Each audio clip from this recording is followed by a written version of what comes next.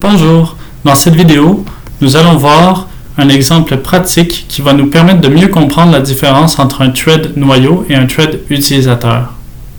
Dans le cadre du cours INF 2610, on utilise la librairie pthread pour les threads noyaux et la librairie pth pour les threads utilisateurs.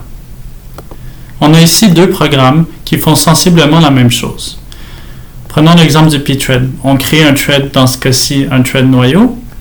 On lui fait exécuter la fonction pthread_action qui ne fait qu'imprimer bonjour de pthread sur la sortie standard.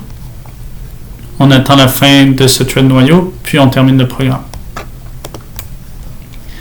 Avec pth, on crée un thread utilisateur qui exécute la fonction pth_action qui imprime bonjour du thread utilisateur à l'écran, puis qui se termine. On attend ensuite la fin du thread utilisateur et on termine le programme. Le but de cette vidéo-là est vraiment de voir qu'est-ce qui se passe au niveau système dans chacun de ces deux programmes et quelles sont les différences en fait en matière d'appel système. Vous avez sans doute déjà utilisé un outil qui s'appelle strace.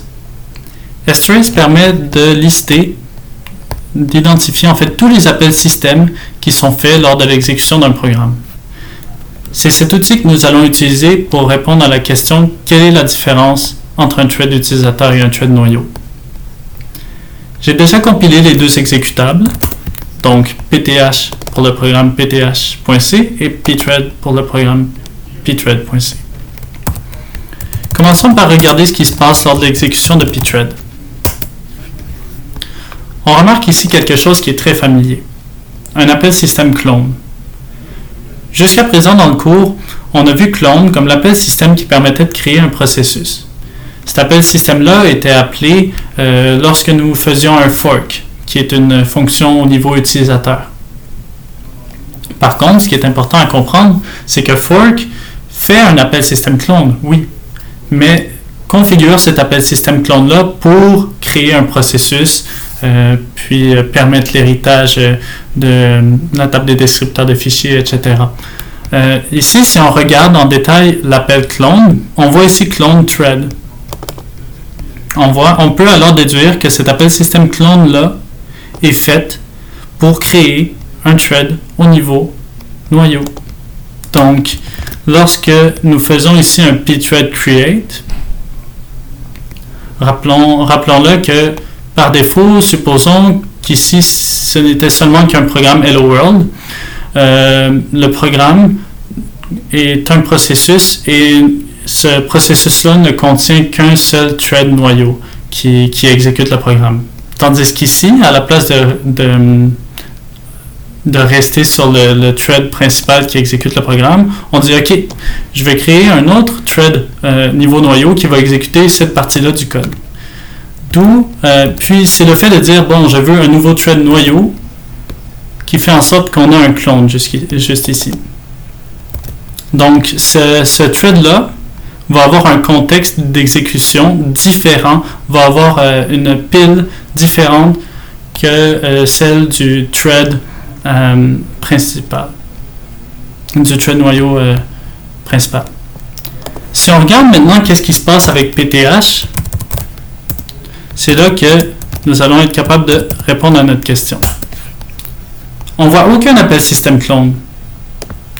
Donc, a priori, il ne s'est rien vraiment passé au niveau système lors de la création de ce thread utilisateur-là. Puis, le nom l'indique en fait. C'est pour ça qu'on appelle ça un thread utilisateur, c'est qu'on reste dans l'espace utilisateur. On n'a pas besoin de faire un appel système. Donc, ici, on est dans un programme qui est exécuté par un processus qui contient un thread noyau principal, mais on ne crée pas, comme ici avec pthread, on ne crée pas un autre fil séparé avec un contexte différent. On reste dans le contexte du thread noyau principal du programme. Puis on dit, bon, je veux que ce thread-là exécute telle fonction. Donc on ne change pas de contexte en fait. Puis c'est vraiment ça l'important à comprendre.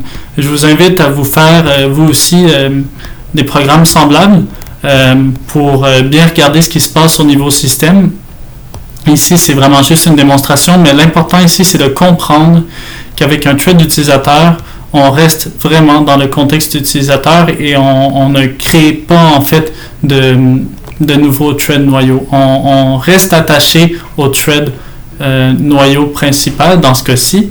Puis c'est ça. Tandis qu'ici, on crée un nouveau contexte, on crée complètement un nouveau thread noyau pour exécuter la fonction pthreadax. Donc j'espère que cette démonstration-là a été utile.